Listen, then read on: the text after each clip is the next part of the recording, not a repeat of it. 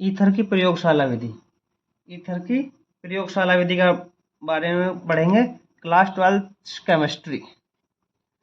प्रयोगशाला में ईथर को एथिल अल्कोहल और शांत सल्फ्यूरिक अम्ल के साथ अल्कोहल और शांत सल्फ्यूरिक अम्ल के साथ 140 डिग्री सेंटीग्रेड पर गर्म करके बनाया जाता है।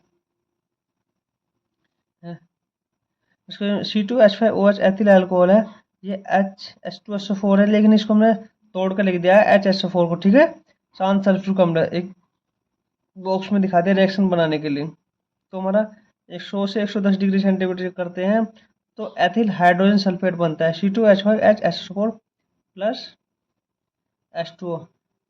एथिल हाइड्रोजन सल्फेट की पुनः अभिक्रिया कराते हैं एथिल अल्कोहल से। जब उसकी C2H5HSO4 की क्रिया कराते हैं, ये एथिल अल्कोहल इसको उल्टा करके लिख दिया, ठीक है। C2H5OH है, इसको उल्टा करके लिख दिया समीकरण को समझाने के लिए। तो हमें क्या प्राप्त होता है C2H5O C2H5O die ethyl ether plus H2O शांत सल्फ्यूरिक अम्ल प्राप्त होता है। अब इसके विधि के बनाने की विधि के बारे में पढ़ते हैं। पहले चित्र देख लेते हैं फिगर, और उसके बाद इसके बनाने की विधि के बारे में पढ़ेंगे। ये हमारा इसका चित्र है। इस विधि में ये हमारा गोल पैंदी का फ्लास्क है, ठीक है। बालू उष्मक है, गोल पैंदी का फ्लास्क है, आसवन फ्लास्क है ये, ठीक है। और इसमें हमने ये बालू उष्मक पर बर्नर की सहायता से इसको धीरे धीरे गर्म करते हैं। इसमें एथिल अल्कोहल और H2SO4 एथिल अल्कोहल हमको अलग से कीप से डालते हैं। उसमें हमने टेम्परेचर के लिए एक थर्मामीटर लगा रखा है।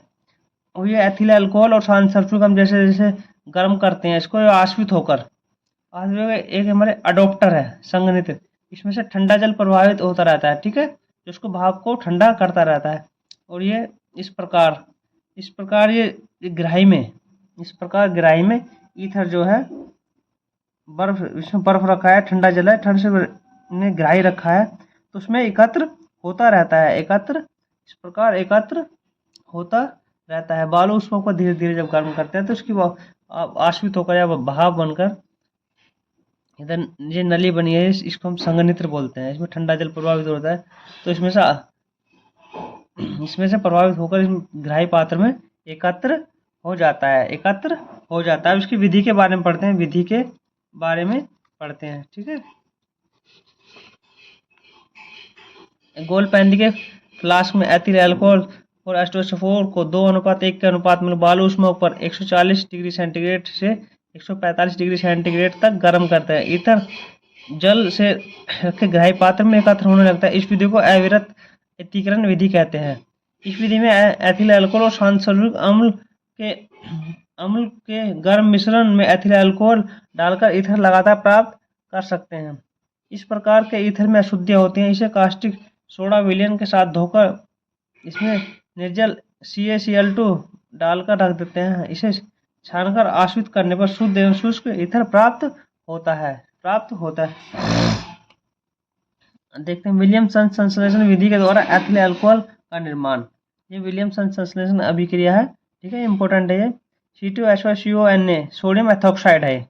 सोडियम एथॉक्साइड की क्रिया एथिल आयोडाइड से C2H5I से कराते हैं, ठीक है। तो हमें die ethyl ether plus sodium iodide प्राप्त होता है। इसके भौतिक गुणों के बारे में पढ़ते हैं, ठीक है। यह जल में कम विलय है। नंबर 2, यह क्लोरोफॉर्म व अल्कोहल में पूर्ण विलय है। नंबर 3, इसका क्वथनांक लगभग 35.5 डिग्री सेंटीग्रेड है, ठीक है। नंबर 4, यह तीव्र गंध वाला रंगीन एवं ज्वलनशील द्रव है। अब इसके रासायनिक गुण। HI के साथ क्रिया ठंडी अवस्था में C2H5 प्लस C2H5I बनता है, ठीक है। एथिल अल्कोहल और एथिल आयोडाइड बनता है। जब इसकी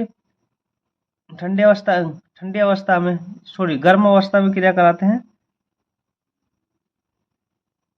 ये ठंडी अवस्था है, गर्म अवस्था है, ठीक है।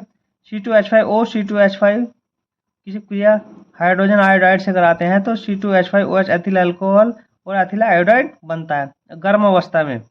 जब गर्म अवस्था में कराते हैं C2H5O C2H5 प्लस 2HI तो हमें C2H5I प्लस H2O प्राप्त होता है, H2O प्राप्त होता है, ठीक है। नेक्स्ट देखते हैं